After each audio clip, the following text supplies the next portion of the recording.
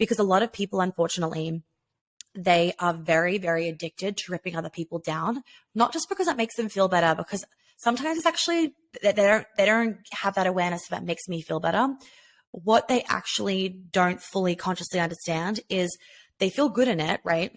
And they don't know why they feel good in it. They feel good in it because what's happening is they're getting an adrenaline release in this sense of like control and power.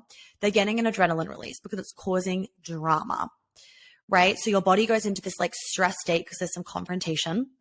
There's, some like stressful, heated shit going on. Your body goes into a bit of a stress state. Excuse me. And that adrenaline release is actually addicting, right? Adrenaline is addicting. I've talked about it before on my podcast, where people get addicted to the adrenaline. We can get addicted to work. We can get addicted to the adrenaline over exercising. We can get addicted to the adrenaline that we get whenever we go skydiving or skiing like a crazy woman, aka me.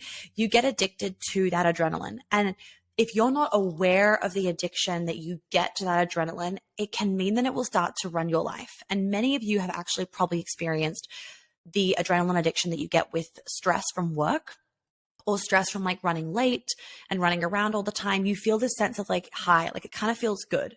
That's the adrenaline. Now, what also happens though, which is why trauma addictions are very real, is that when you then start to bond with somebody over the drama or the bitching or the complaining, you start to get a dopamine and possibly oxytocin hit at the same time because you feel bonded. You feel a part of something and you feel connected to this person. You feel special and you feel a part of the group. So then you also get that addiction of the dopamine and the oxytocin. And, with that three combined, it's like good luck getting out of that. And what's really important to understand is that everybody will get addicted to this. So for example, if you've ever noticed yourself going down a rabbit hole, you can go down a rabbit hole because of like, you're fascinated by something. You can also go down a rabbit hole because you're kind of getting on edge and addicted to it. And there's like, you can literally feel the adrenaline pumping out of your adrenals. You're getting addicted. So let's say, for example, you were to go on one of these Instagram hate pages, even though you would completely disagree with it, like this is fucking disgusting. You could find yourself scrolling through their things for 2 hours. Why? Because the adrenaline release is now becoming addicting. So some people like full on addicted to it where they don't know they're addicted to it 24/7 now, 24/7. They're in it all day. They're searching for it. And if there isn't some kind of drama, they will create it.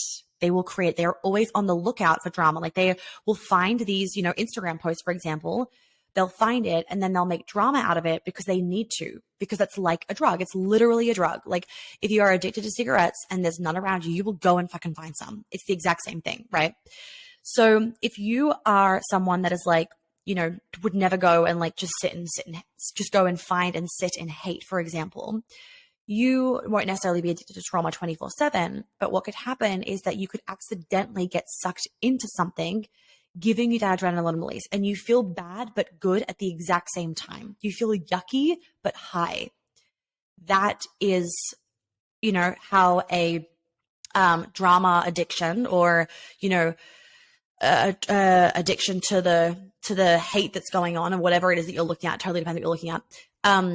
That's how that can even form for just the average person. Like it can literally form for you. It could form for me. It could form for anything. It could form, like let's say there was some family drama going on and you kind of got sucked in for a few hours and you were exhausted at the end and you didn't know why. That was because you actually got on a high. You got really addicted to it in the moment. Your adrenaline was pumping through your body. Now you're exhausted. So, not only is it going to give you major side effects on your physical health, it's obviously just not good for your mental health and just your life in general and for the world. But that's kind of what happens. And